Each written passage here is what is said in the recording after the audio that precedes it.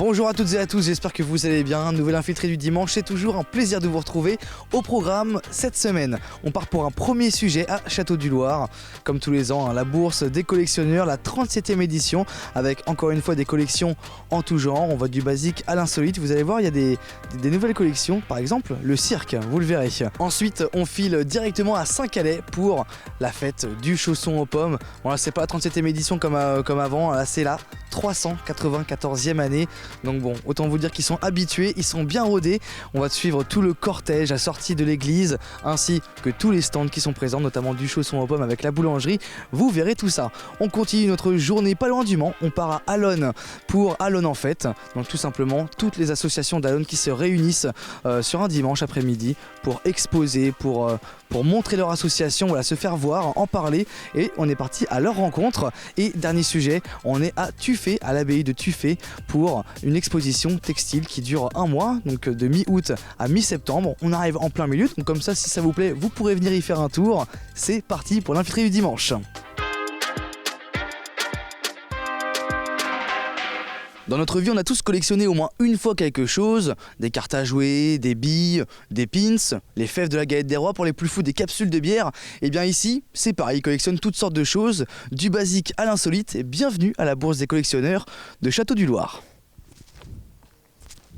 Il est 9h14 au compteur, ça ouvre à 9h, donc les visiteurs sont en train d'arriver tranquillement, les stands sont en train de se découvrir et je suis avec Jacques Corvézier, bonjour. Bonjour. 37e édition, ça commence à faire. Ah oui, ça commence à faire. Hein. Et surtout que c'est depuis l'origine, depuis 1987, c'est moi qui l'ai créé et tout, j'en suis toujours le président, mais bon, maintenant on est bien rodé. Et puis en plus, vous ne faites pas que le salon des collectionneurs, vous faites aussi d'autres choses. Ah ben oui, il y a 5 manifestations que le club organise. Le salon du parfum au mois de janvier, le salon de la fève au mois de mars, la brocante de printemps avec plus de 500 exposants le lundi de Pâques, le forum des collectionneurs. Et puis là, dans un mois, le premier dimanche d'octobre, la brocante d'automne. Vous me disiez, hier c'était noir de monde. Hier matin, oui, le hall d'entrée était noir de monde. Dès que j'ai ouvert, on a vu les gens qui rentraient comme si c'était les soldes. Et chaque année, il y a autant de visiteurs comme ça ou c'est un peu une surprise ? Non, il y a souvent des visiteurs. Et depuis 2 ans, puisque c'est devenu carrément l'intégralité du salon, c'est une bourse. Bon, les gens viennent pour trouver la pièce rare. Ça vient chiner un peu. Voilà, des choses comme ça. Et puis, bon... Mais ce qui est curieux, c'est qu'ils filent directement, ça se dispatche sur le stand. Il semble comme s'ils savaient où ça se situait pour trouver la pièce. Et est-ce que chaque année, c'est les mêmes habitués qui reviennent ou il y a des nouveaux stands ? Il y a de nouveaux stands. Hein. Lesquels ? Ah, là, on a un stand sur le cirque, hein, comme on a un stand sur le cirque. Là, c'est une dame qui est une particulière qui vend une partie, soit sa collection, une partie de sa collection. Et là-bas, on a la même chose là-bas. Donc, il y a un peu de tout, quoi. Voilà, il y a un peu de tout. Hein. Donc pour conclure, vous avez quelque chose dans les mains, quelque chose que vous avez fait vous-même. Ça, c'est le mémato de la collection. C'est une édition avec 1277 noms de collectionneurs qui sont répertoriés. Et ça permet aussi de découvrir des nouvelles pratiques de collection. De nouvelles collections, finalement. De nouvelles collections. Hein. Bon, nouvelles collections, il faut savoir que tout se collectionne. Il y en a combien dedans, là ? Là, il y en a 1277. Ça commence à faire. Ah oui, déjà. Bon bah merci beaucoup Jacques. Que l'on ne connaît même pas. Hein. Bah ouais forcément j'imagine bien, c'est que des noms un peu farfelus toujours. Tout à fait. Eh ben, pour trouver les noms, je pars des racines grecques et latines. Bah ouais, forcément. Voilà. Merci beaucoup Jacques, nous on va continuer le tour, toujours un plaisir de discuter avec vous pour présenter l'événement. Voilà, tout à fait. Merci. On se promenait dans l'allée des stands et on est tombé sur un stand qui nous a un peu attiré l'œil, puisque c'est un stand sur le cirque, du coup un stand dirigé par Gérard Bourgoin. Bonjour. Bonjour. Donc vous êtes circophile et vous m'avez appris un terme. Ah ben oui, collectionneur, tout ce qui est autour du cirque. N'en faites pas tomber le cirque Pinder quand même. Donc pourquoi le cirque finalement ? Tout simplement parce que j'ai eu la chance de travailler au cirque en 1980 chez Alexis Grus Senior. Donc c'est qui ce monsieur ? Alors c'est un des plus anciens du cirque. La dynastie Grus est une des plus anciennes dynasties du cirque français. Et voilà, c'était un dresseur très très illustre dans les années 60, 70, 80. Et vous avez rejoint du coup cet univers-là dans les années 80. Tout à fait, et c'est à ce moment que j'ai découvert que le cirque me passionnait, parce que quand j'étais plus jeune, j'allais au cirque, mais je ne regardais pas que le spectacle. Je regardais un petit peu tout ce qui se passait autour, le montage, même pendant le spectacle, les petits à côté. Et c'est comme ça que j'ai dit, tiens, le cirque est important pour moi. Et donc après avoir fait cette tournée, j'ai intégré des clubs de cirque, le club du cirque et Bretagne Circus. Et c'est comme ça que j'ai pu rencontrer d'autres personnes, aller dans des festivals et voilà, retrouver aussi ceux avec qui j'avais travaillé à l'époque. Donc vous avez travaillé dans le montage des cirques, etc. Ou vous avez vraiment aussi participé au spectacle? Alors à cette époque-là, tout le monde faisait quelque chose un petit peu au cirque, mais moi principalement, je m'occupais de la sonorisation. J'avais ma voiture qui était équipée sonorisation pour faire le tour de ville. J'avais le contact avec les mairies aussi pour porter des invitations ou autres. Et je présentais le spectacle, mais à l'époque c'était dans la cabine son. Hein, on n'avait pas de Monsieur Loyer à leur piste, disons qu'on en avait un, mais qui nous avait lâché un petit peu au départ.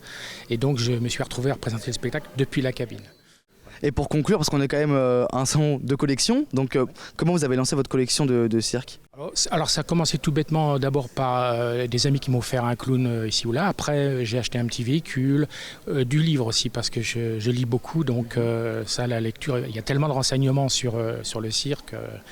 Et puis voilà, après c'est devenu sur des dérivés, comme on voit là, les séries de véhicules, que ce soit Pinder, Arlette-Grus, des documents, des tableaux, voilà, il y a toutes sortes de dérivés. Le timbre aussi beaucoup, parce que le timbre permet, genre pour Monte-Carlo, si on ne peut pas se payer l'affiche, on a au moins l'affiche en timbre, et c'est un support qui n'est pas très grand, mais qui est tout aussi intéressant, quoi. Donc votre collection est bien plus grande. Là, c'est que vos doubles que vous vendez aujourd'hui. Donc je vous souhaite de bien les vendre et je vous souhaite une bonne fin de journée, Gérard. Merci beaucoup à vous aussi. Au revoir.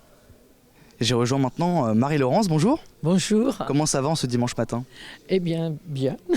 Super. Donc vous avez une collection principale de coquetiers. Oui, de coquetiers et d'œufs en bois, en cloisonné, en onyx, enfin bref, tout ça. Donc à savoir, c'est pas votre collection à la base? Non, ce n'est pas ma collection, c'était la collection de ma belle-mère qui est décédée. Voilà. Donc vous essayez un peu de revendre la collection au fur et à mesure, c'est ça? Oui, parce que c'est assez encombrant. Même, il y en a 250 environ à la maison, ça fait beaucoup. Donc peut-être qu'on peut s'approcher un peu et vous pouvez nous détailler un peu tout ce qu'il y a, parce qu'il y a quand même plein de choses différentes. Alors il y a des coquetiers en porcelaine, bien sûr, de Limoges, de Quimper, de Saint-Amand, un peu tous les coins de France. Vous me disiez juste avant qu'il y avait des porcelaines que vous ne connaissiez pas avant? Pas du tout, oui. Comme lesquelles? Ben justement, Saint-Amand, je ne connaissais pas. Donc c'est laquelle là Voilà, je suis incapable de vous le dire. Bon bah comme ça c'est bien. Voilà, il y a du Gien là. Enfin, oui, là je ne sais plus, parce que ça a été tellement bouleversé hier après-midi que je ne sais plus. Il y a eu du monde, ça s'est bagarré devant le stand? Non, ça s'est pas bagarré. On a un petit peu vendu, mais ça s'est pas bagarré. Mais c'était sympathique. Et puis les gens sont très curieux de connaître l'histoire. Et il y a beaucoup d'histoire dans ce stand. Bah, en parlant d'histoire, il y a aussi du vestimentaire là-bas. Donc des chemises de nuit, des culottes fendues. J'ai appris des nouveaux termes. Donc expliquez-moi un peu. Alors les culottes fendues, pour vous dire, ça servait aux femmes paysannes surtout de faire leurs besoins quand elles étaient dans les champs. Hein. D'accord. Et moi j'ai même connu ma grand-mère qui a fait ça à Paris, enfin qui a uriné à Paris en écartant les jambes entre deux voitures. Au top. Je vous assure que c'était assez rigolo. Bon, enfin. Et il y a aussi du disque, de la collection, surtout de Johnny. Disque de Johnny Hallyday, oui, avec des DVD collector, des vinyles qui sont tous en très bon état. Et bon, plein de CD, des livres. Oui, ça, faut être fan de Johnny. C'était la collection de mon beau-frère. D'accord, donc vous regroupez un peu tout, puis vous essayez de vendre ça pour ceux qui seront intéressés, quoi. Voilà, tout à fait. Bah, je vous remercie Marie-Laurence de m'avoir fait découvrir votre stand, c'est super. En plus vous êtes venue en famille, je vois ça. Oui, avec ma petite fille qui m'aide et c'est très appréciable. Merci dans ce cas-là et bonne journée à vous. Ah, merci à vous aussi. Merci beaucoup, au revoir. Et j'ai rejoint maintenant Jérôme, bonjour. Bonjour.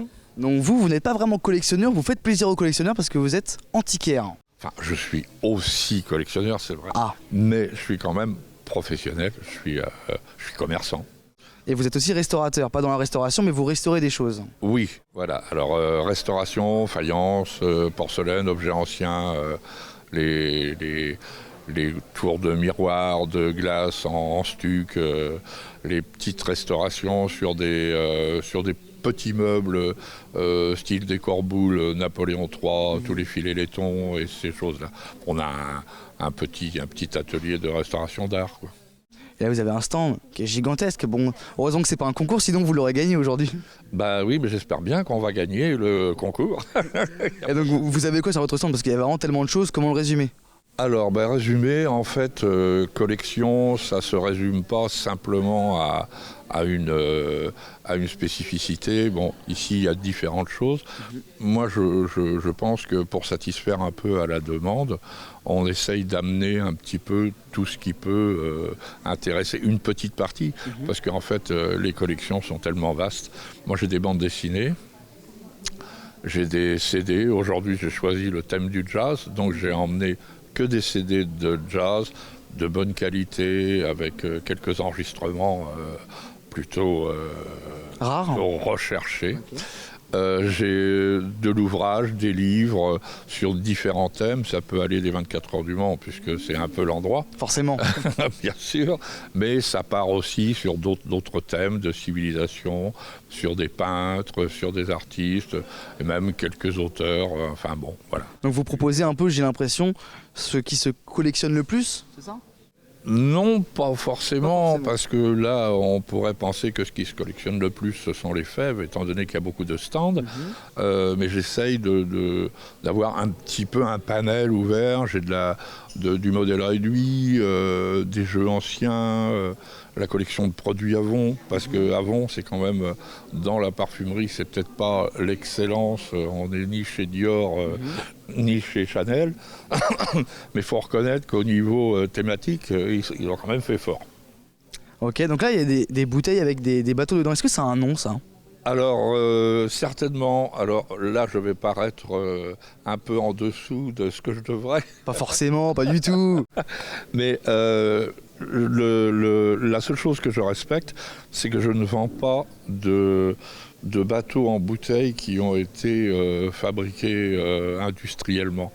Parce que c'est fait comment? On construit le bateau et après la bouteille elle est soufflée autour, c'est ça? Ah non, pas du tout. Ils fabriquent les fonds qu'ils rentrent dans la bouteille. Ensuite, ils rentrent les bateaux qui sont un peu profilés. Et toutes les voiles sont couchées et ils les retirent après avec une... Ils le déplient en fait. Voilà. C'est ça. Mais ça, c'est fait que par des marins. D'accord. C'est exclusivement des bateaux qui ont été conçus par des marins, à la retraite ou non, et qui sont passionnés par leur vie autour de la mer et qui ont fait ça. Moi, je trouve que c'est magnifique, ça raconte une histoire, c'est toujours quelque chose. Ouais, complètement. Merci beaucoup Jérôme de m'avoir fait découvrir votre stand. Mais je vous en prie. Mais merci beaucoup et puis je vous souhaite une bonne fin de journée. Merci à vous de même. Au revoir. Au revoir. Et notre tour se finit déjà ici, Jacques. Eh oui, c'est vite fait, hein. Ouais, c'est vite fait, mais bon, on pourrait rester longtemps sur chaque stand. C'est tellement passionnant. Bah ouais, c'est ça. Donc vous avez un événement qui arrive prochainement, vous en avez parlé au début, mais on va quand même faire une petite piqûre de rappel. Disons d'ici un mois, le 6 octobre, la brocante d'automne. Qui correspond à quoi, brocante d'automne? On retrouve quoi dedans? Toutes sortes, tout ce qu'on peut trouver sur une brocante, hein. Bon, c'est brocante vide-grenier, il y a des particuliers, il y a du professionnel. Et voilà, il y a 3,5 km de stand. Donc ça se fait pas dans la salle Orion? Non, c'est dans le quartier de la Gare, dans les rues. Quartier de la Gare à Château-du-Loir. Bon bah l'info est passée pour nos téléspectateurs, merci beaucoup. Voilà, c'est moi qui vous remercie. Puis on se dit à la prochaine, on va sûrement se revoir. Hein. Ah oui, sûrement ensuite au mois de janvier pour le salon du parfum. Pourquoi pas? Bon bah allez, à la prochaine Jacques. Allez, à la prochaine. Merci. Au revoir.